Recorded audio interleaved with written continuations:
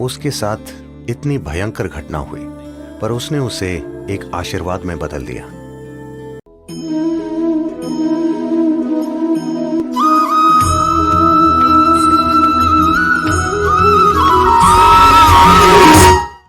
Bahnhof sind frische Reserven schwerer und schwerster Waffen eingetroffen.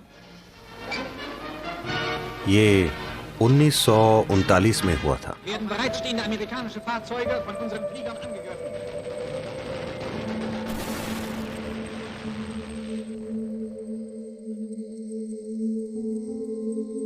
Germany या शायद Austria के एक यहूदी परिवार को बंदी बना लिया गया था। पहले उन्होंने माता पिता को बंदी बनाया और फिर बच्चों को, और वो उन्हें अलग अलग स्थानों पर ले गए। एक लड़की जो उन दिनों 13 साल की थी और उसका भाई जो 8 साल का था, उन्हें कई अन्य बच्चों के साथ रेलवे स्टेशन ले जाया गया। माता पिता को किसी मजदूर कैंप पर ले जाया गया और अब बच्चे अलग हो चुके थे। सर्दियों के दिनों में उन्हें एक अमीर घर से बाहर निकालकर एक रेलवे प्लेटफॉर्म पर छोड़ दिया गया। बच्चे आखिर बच्चे होते हैं, वो खेलने लग गए। उन्होंने वहीं खेलना शुरू कर दिया। वो लोगों के साथ खेलने लगे, सभी मिलकर फुटबॉल खेलने लगे।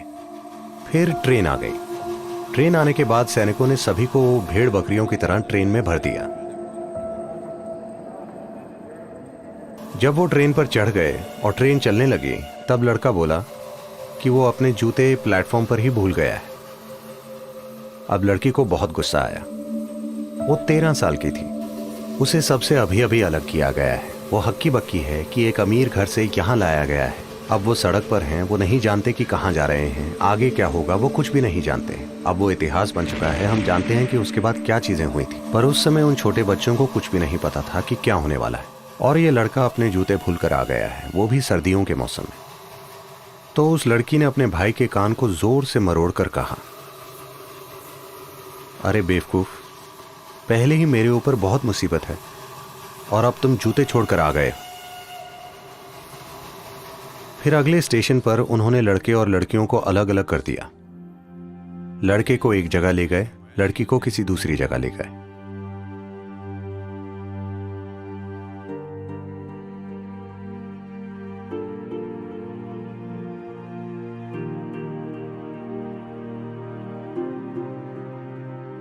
चार साल बाद वो एक कंसंट्रेशन कैंप से बाहर आई और वो अपने परिवार की अकेली जीवित सदस्य थी।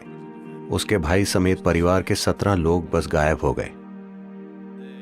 उसे कभी पता नहीं चला कि वो कहां गया। वो बस कहीं गायब हो गया और उसे बस वो बातें याद रह गईं जो उसने अपने भाई को कही थी। वो कुछ अच्छा कह सकती थी, लेकिन उसने इतनी भयंकर चीजें कही क्योंकि उसके भाई ने अपने जूते खो दिए थे। फिर जब वो 4.5 साल बाद कंसंट्रेशन कैंप से बाहर आई तो उसने एक दृढ़ निश्चय किया, इससे फर्क नहीं पड़ता कि मैं किससे बात कर रही हूं, मैं लोगों से इस तरह से बात करूंगी कि अगर वो मेरी उनसे आखिरी बातचीत है तो मुझे आगे चलकर उसका दुख नहीं होना चाहिए। अगर आप बस लोगों से इस तरह से बात करेंगे तो आप निश्चित रूप से कुछ अच्छा कहेंगे। और आपको कैसे पता कि ये आखिरी बातचीत नहीं है? जो भी आपके पास बैठा है, हो सकता है कि आज आप उनसे आखिरी बार मिल रहे हों। ऐसा हो सकता है ना? हाँ।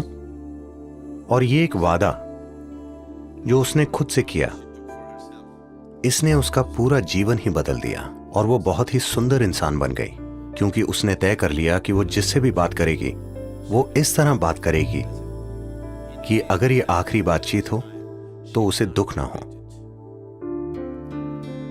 उसके साथ इतनी भयंकर घटना हुई, पर उसने उसे एक आशीर्वाद में बदल दिया। अगर आपके पास जागरूक बुद्धि हो तो आपके जीवन में जो कुछ भी होता है उसे आप अपने लिए एक महान संभावना में बदल सकते हैं, या जो भी होता है आप उससे दुख पैदा कर सकते हैं, है कि नहीं? चाहे जो भी परिस्थिति हो, उससे कोई फर्क नहीं पड़ता। जो भी परिस्थिति हो, आप उसे एक महान संभावना में बदल सकते हैं। बस अगर आप उसे खुलेपन के साथ देखने के लिए तैयार हो जाएं, तो हर चीज बदली जा सकती है। जब हमारे जीवन में दुख देने वाली चीजें होती हैं, तो हम या तो समझदार बन सकते हैं या फिर पीड़ित हो सकते हैं। ये हमें ही चुनना है।